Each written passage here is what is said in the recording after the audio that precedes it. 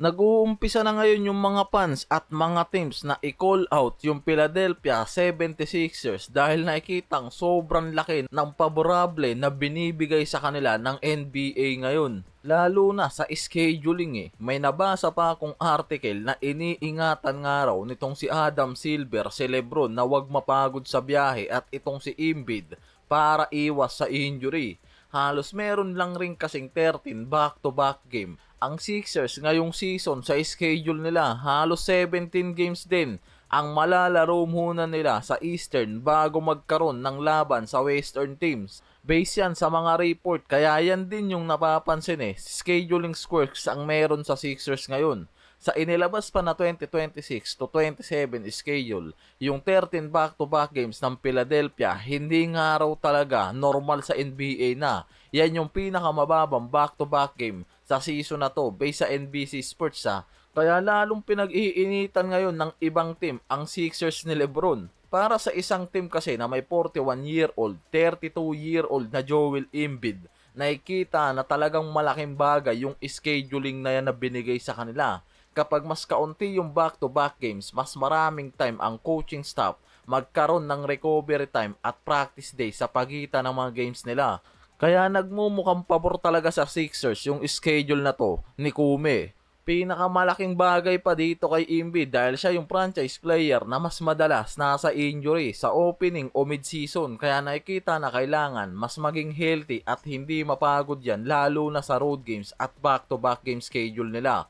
Kung magiging healthy kasi siya ng buong season, mas high ceiling sila para sa pagiging championship team.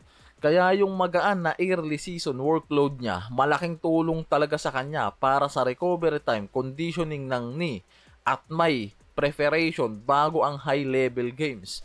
Pero hindi rin naman kasi guarantee talaga na magiging healthy siya. Kahit yung front office, yan yung isa sa kinakatakot talaga. Kaya nga binabawasan ito yung unnecessary scheduling stress na pwedeng magpalala sa wear and tear niya, at mas mahalaga to dahil hindi lang naman si Embiid yung kailangang ingatan ngayon ni Kumi, ng Sixers. May Lebron, Jaylen Brown at Tyrese Maxey pa. Si Lebron yung mukha talagang may kinabang sa schedule nila na ginawa nitong si Kumi. Nasa 41-year-old na yan, papasok pa sa 42 ngayong taon at ika-24th season niya na. Isa pa, commute kasi yan sa helicopter every game nila. Kaya malaking bagay na wala sila gaanong hectic o back-to-back schedule. Dahil ang goal niya sa Philadelphia, hindi lang naman basta regular season production Gusto niya magkaroon ng pagkakataon sa championship title. Kaya nga parang si Kumi, pinapaboran siya Kaya yung ganitong schedule, theoretical ideal sa role niya talaga. Hindi napilit na maglaro siya ng maximum workload sa bawat part ng regular season. Mas maraming recoveries opportunity ang makukuha niya dyan. Mas magiging efficient at productive siya, mas magandang late season condition, mas malaking chance na healthy siya sa playoffs. Kung makapasok ka, hindi lang kasi scoring and playmaking ang halaga ni Lebron sa Sixers Inaasahan siya yung magiging offensive creation hub, organizer, leader sa paligid ni Embiid, Brown at Maxey. Isa pang issue, yung schedule nila, 17 games sa Eastern bago sila makatapat ng team sa Western. Di ko sure kung itong Lakers ang unang makakatapat nila sa Western sa Christmas Day. Correct me if I'm wrong. Ito talaga yung napansin ng maraming fans at analysts Kaya possible nga raw talaga mas maging backloaded ang Western Conference portion ng schedule. Yan yung napansin talaga sa scheduling ngayon Hindi naman ibig sabihin na mas kaunti ang game sa Western. Mas late lang ang unang appearance nila kontra sa Western teams Mas mahabang preparation para makabuo sila ng chemistry, rotation, ma-integrate si Lebron, Jaylen Brown, at hanapin yung tamang connection ni Embiid at Lebron at magkaroon ng early wins habang hindi pa kailangan humarap sa maraming contender team sa Western. Isa pa yung 3 games in 4 nights issue rin ng mga to.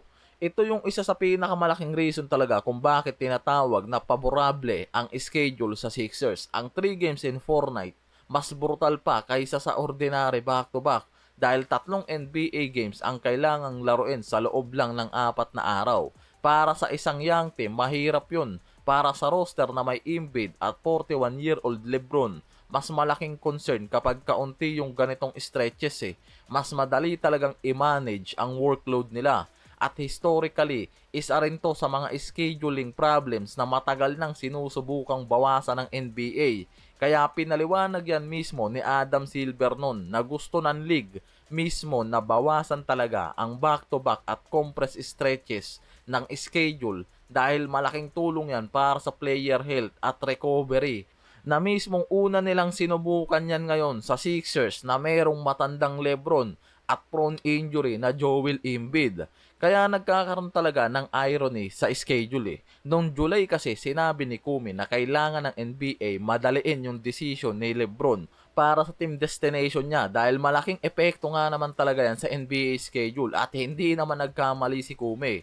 Kabilang yung Marquee Games National TV planning ang apektado at pagkatapos niyang pumunta sa Philadelphia, naging isa sa pinakamalaking headline ng bagong schedule agad, yung Knicks versus Sixers sa opening night, Sixers kontra Lakers sa Christmas Day, tapos yung Jaylen Brown return to Boston sa January 21. Kaya lahat ng dadaan ng laban ng Sixers sa Eastern at Western talagang big event. Kaya mukhang si Kumi talaga ang masaya dyan eh. Isa pa, kung maabot ng Sixers ngayon ang championship contention, mas lalong iingay pa sa NBA. Kaya parang planado na talaga ni Kumi yan eh. Kaya may dalawang magkaibang bagay nga raw na kailangang paghiwalayin pa eh. Commercial TV side, Lebron Sixers, malaking national TV attraction talaga.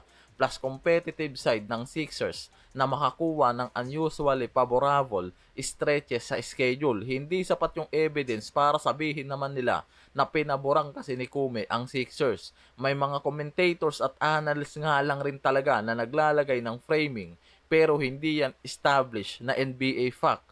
Kaya nagkakaroon ngayon ng accusation kay Adam Silver na nagkakaroon ng special treatment kay Lebron. Tatlong bagay yung pinapansin ng media, fans at analysts eh. Yung 13 back-to-back games ng Sixers na tied for the fewest NBA scheduling, 11 stretches na 3 games in 4 nights, pinakamababa rin yan. At wala rin silang Western Conference opponent hanggang game 18 nila. Mas interesting to dahil nung 2025 to 26 season, ang Sixers nagkaroon ng 16 back-to-back, league high nun. Ngayon, bumaba sa 13, kaya yung reaction ng mga fans at analysts ngayon, bakit parang mas maraming pahinga ang bagong Lebron-led Sixers kaysa karamihan ng NBA? Pero may malaking counter-argument na rin ang Sixers eh. Hindi naman easy schedule meron sila ngayon. Ito yung malaking part na madalas mawala nga raw sa social media discussion eh. Walang Western team hanggang game 18, madaling schedule agad yung tingin nila. Pero ang Eastern Conference nga raw mismo, sobrang lakas ngayon eh. Tapos sa unang game nila, New York Knicks agad na defending champion ang katapat nila sa opening night. Pagkatapos niyan, early opponents pa nila ang Cleveland at ibang strong Eastern teams tulad nga ng Boston at Miami Heat. Kaya hindi pwedeng sabihin nga raw na puro easy teams ang binibigay kay Lebron sa Sixers. Mas nagmumukha nga lang raw talaga na binabawasan ang compressed workload ng Sixers pero hindi necessarily binabawasan yung quality competition nila lalo na pagdating sa Eastern Conference na sobrang dominant team ngayon at competitive.